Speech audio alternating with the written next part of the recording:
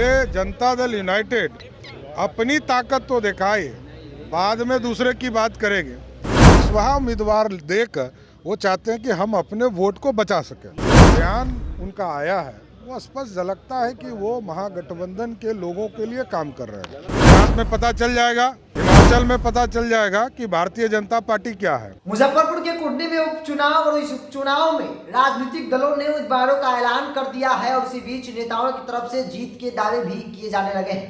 सम्राट चौधरी विधान परिषद नेता प्रतिपक्ष, उन्होंने कहा है कि 2015 में जिस प्रकार से जेडीयू के उम्मीदवार को हमारे बीजेपी के उम्मीदवार ने शिकस्त दी थी जितने वोटों से, इस बार भी वही होने जा रहा है। क्या कुछ कह रहे हैं सम्राट चौधरी, इस बयान को आप सुनिए। एकदम 2015 में भी हम वहाँ महागठबंधन के खिलाफ लड़े थे और जीते थे, इस बार भी जीतेंगे।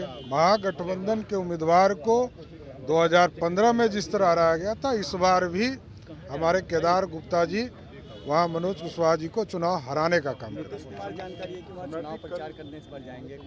अब स्वाभाविक है, वो बिहार में तो अप्रासंगिक हो चुके हैं, बिहार की राजनीति में अप्रासंगिक हो चुकी है।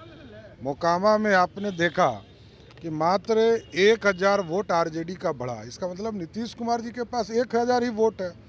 तो ये पूरी स्वरूप उसी संरचना का है कि वो चाहते हैं कि जो लवकुश के वोट भी उनसे बाहर चले गए थे, अब कुशवाहा उम्मीदवार देकर वो चाहते हैं कि हम अपने वोट को बचा सकें।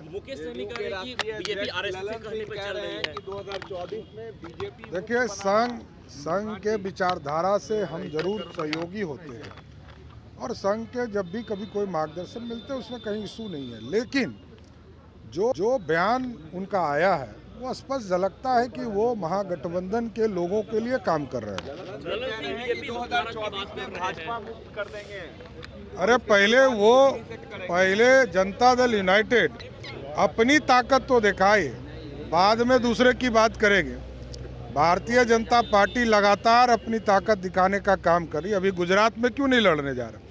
गुजरात में पता चल जाएगा, हिमाचल में पता चल जाएगा कि भारतीय जनता पार्टी क्या है। तो आपने सुना सम्राट चौधरी को, जिन्होंने साफ तौर पे कहा है कि भारतीय जनता पार्टी और एनडीए के जो उम्मीदवार हैं केदार गुप्ता, वो जिस प्रकार से 15 में मनोज कुशवाहा जो वर्तमान में जेडीयू के उम्मीदवार हैं, इनको 11000 से ज्यादा वोटों से हराया था। इस बार की लड़ाई भी कुछ ऐसा ही है और इस बार उससे ज्यादा वोटों से मनोज कुशवाहा को जो है वो यानी कि जनता दल यू महागठबंधन के उम्मीदवार को हराएंगे। हालांकि उन्होंने यह भी कहा है कि नीतीश कुमार का जनाधार जो है वो मोकामा परिणाम के साथ ही खत्म हो जाता है, क्योंकि मोकामा परिणाम इस बात का प्रमाण है कि नीतीश कुमार का अब कोई जनाधार नहीं है। चुनाव प्रचार करने को लेकर भी कहा कि वो तो जाएंगे ही, क्योंकि बात जनता दल और पार्टी की है, लेकिन हार का सामना तो जनता दल और महागठबंधन के नेताओं को तो करना ही पड़ेगा। इस पर नेता ही देते रहे टॉप।